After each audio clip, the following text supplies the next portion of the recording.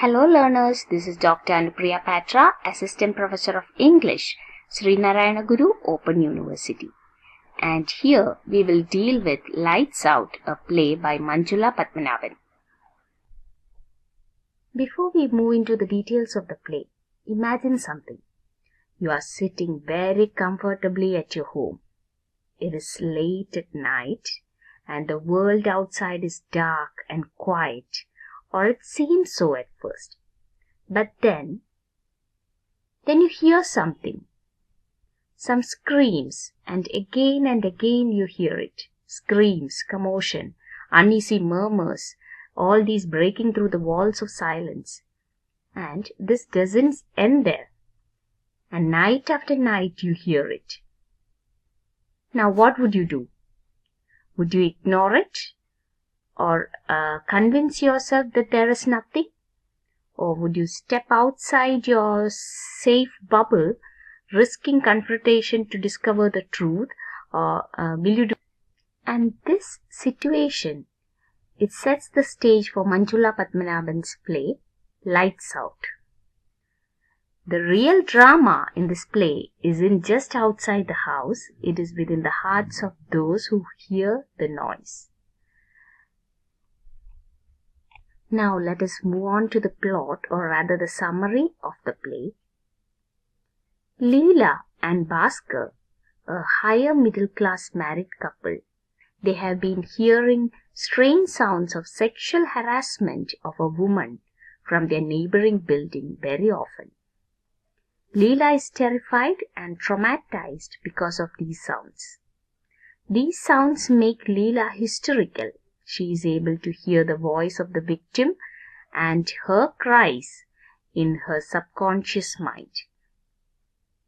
Leela implores to Bhaskar to take an action against the perpetrators, but all her pleas fall on deaf ears.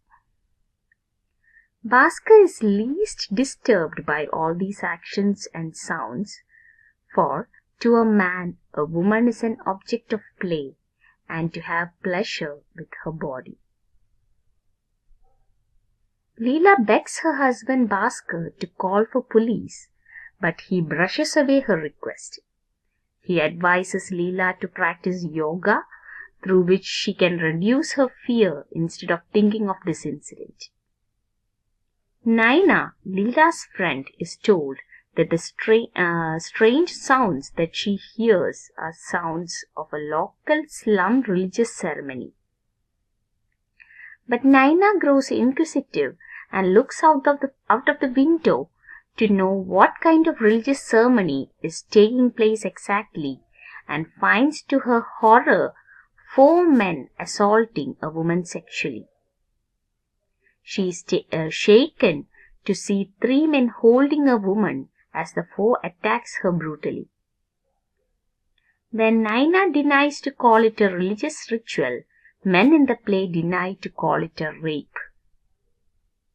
Freda, the maidservant of the family who appears robotic in her ways of doing works for the family, significantly arranges for knives and acids while the discussion to attack the goons is on among the verbal characters. Thus, indirectly, she tells that the crime needs to be stopped. Naina, in the play at the beginning, is shown to be seriously pleading in favor of an action against this crime, but even her voice is made silent. She initially argues to call the police, but the arrival of her husband Surinder changes her faintly. Surinder's dominating demeanor overshadows Naina's personality, and she becomes silent. As the characters were unable to come to any unanimous decision about what to do about the crime, they finally decided upon taking snaps and make money by selling the authentic rape scenes to the news channels and the media.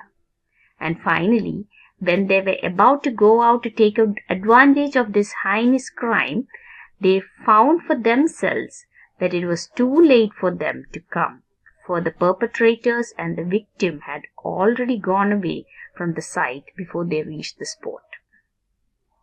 The play, at the end, thus provokes the observers to comprehend where the society stands when the question of women's safety, independence, and identity are concerned.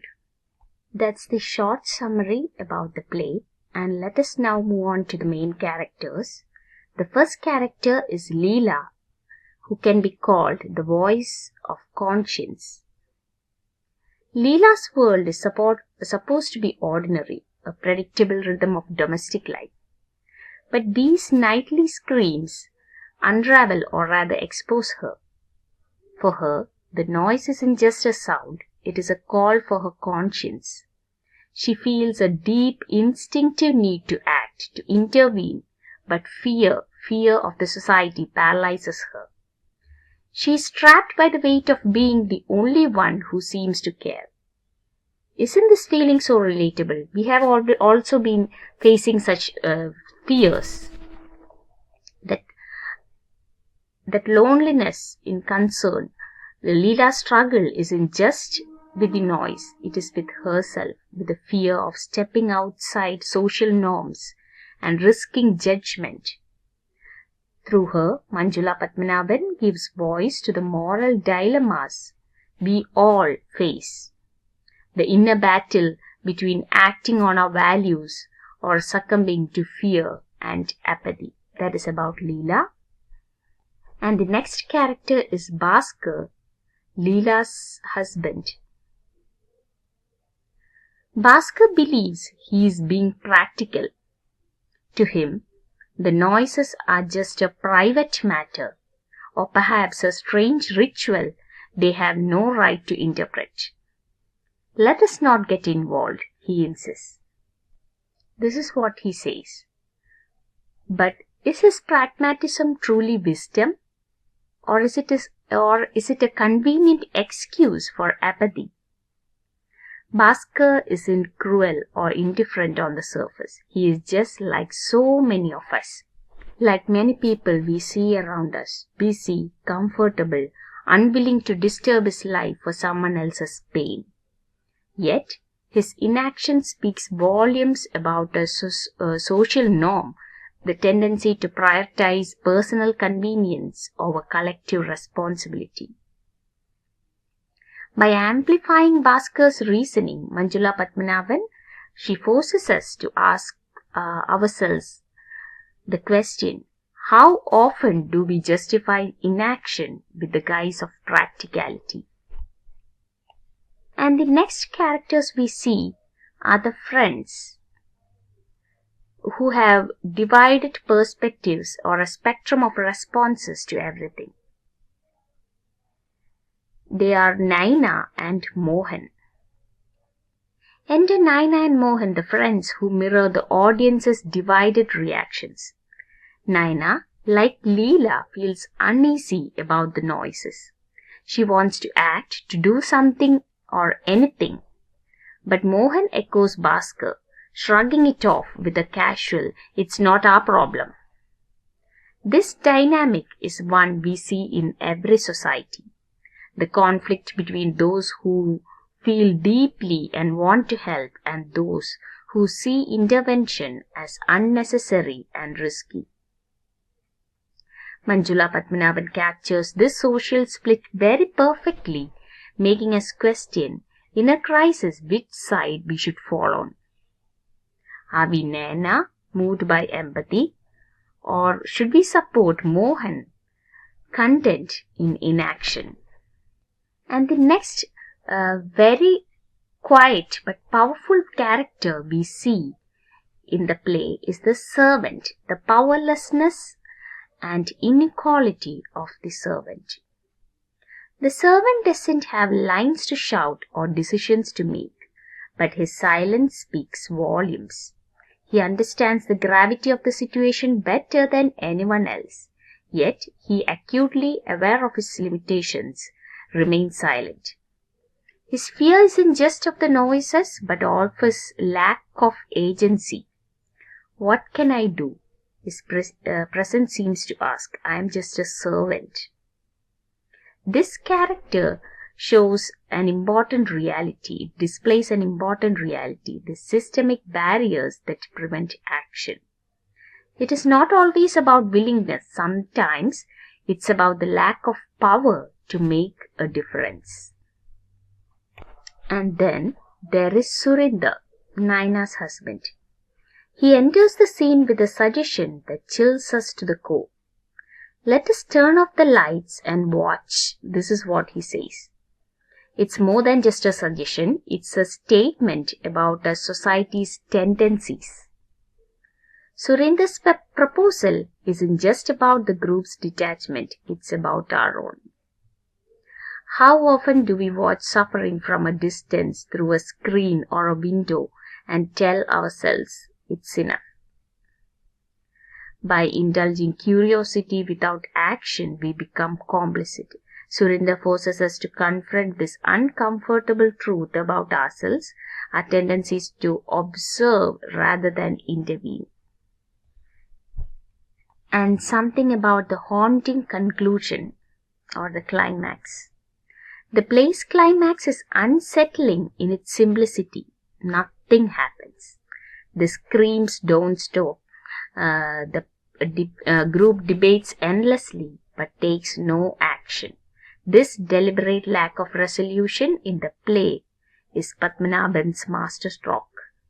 It's not just the characters who are left with unresolved questions. It is us, the audience. We are forced to sit with our discomfort, to ask ourselves, what would I have done?